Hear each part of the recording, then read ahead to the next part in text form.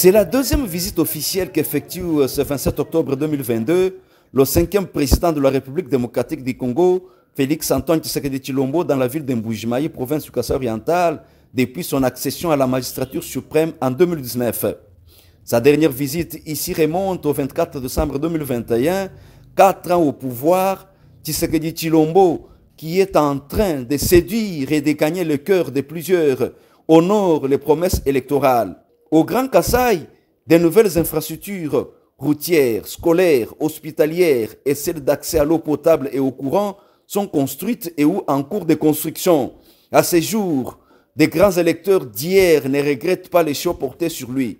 En majorité, presque absolue, il jure par et pour sa réélection au deuxième mandat. Clôturer la grande réunion panafricaine d'affaires et du développement Makutano 8e édition étant le poteau central de cette mission, le président de la République mettra à coup sûr son séjour à profit pour accorder des audiences et visiter quelques chantiers, des travaux achevés et en cours en Mbujimai et dans les territoires.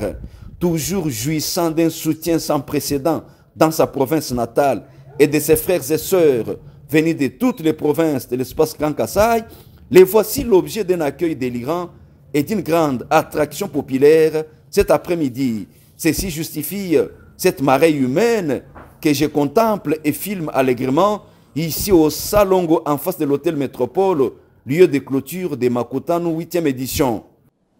La question du développement des territoires constitue l'un des objectifs majeurs de mon programme d'action et j'aimerais de ce fait remercier et féliciter l'organisatrice de ce forum, Madame Nicole Soulou, ainsi que ses équipes pour le cadre conceptuel offert et le choix du thème de cette édition. Je félicite également tous les participants qui, du fait de leurs expériences et des échanges de haute facture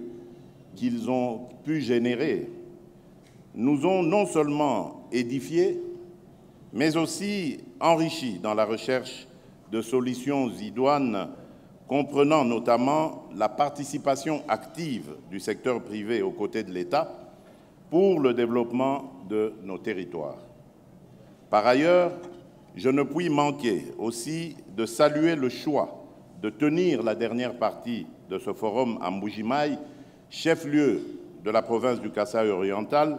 qui se veut l'un des symboles de cette vision politique